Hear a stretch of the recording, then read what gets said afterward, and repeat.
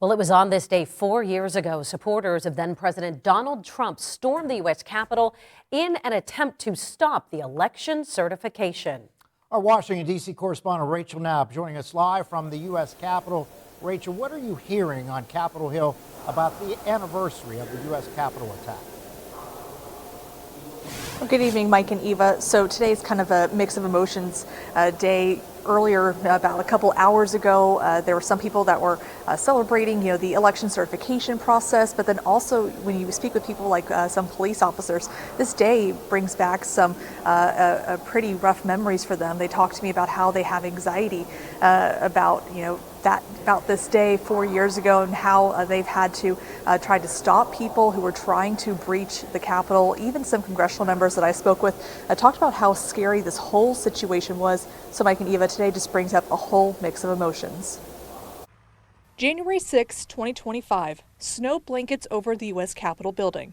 As crews clean up the winter weather, the snow isn't the only noticeable difference here on this day 4 years ago. January 6, 2021.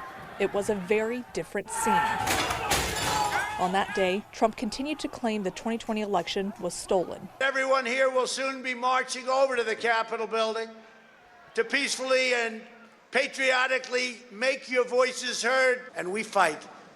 We fight like hell. And if you don't fight like hell, you're not going to have a country anymore. Trump supporters then marched to the Capitol, fought Capitol police officers, and tried to disrupt the electoral certification process. Forced congressmen and senators to be locked in their offices or sit on their desks.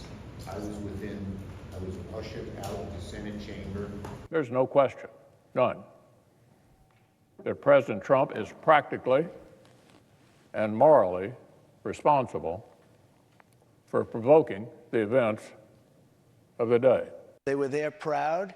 They were there with love in their heart. That was an unbelievable, and it was a beautiful day. And it was love and peace.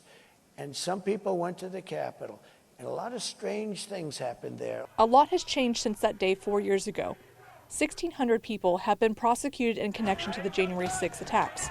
Congressional hearings focused on police and intelligence failures on that day, and Trump was charged for trying to overturn the 2020 election. President Biden is telling people to never forget what happened on that day. And our democracy was really literally put to the test. And thankfully, our democracy held. Now, Mike and Eva, after Trump won the November elections, the Justice Department said that they are going to drop that January 6 case against him, saying that it goes against the Constitution to pursue prosecution against a sitting president. Now, Trump has also said that he is looking into pardoning those who stormed the Capitol. Again, he still maintains that he won the 2020 election, but there has been no evidence of widespread fraud. Mike and Eva, back to you.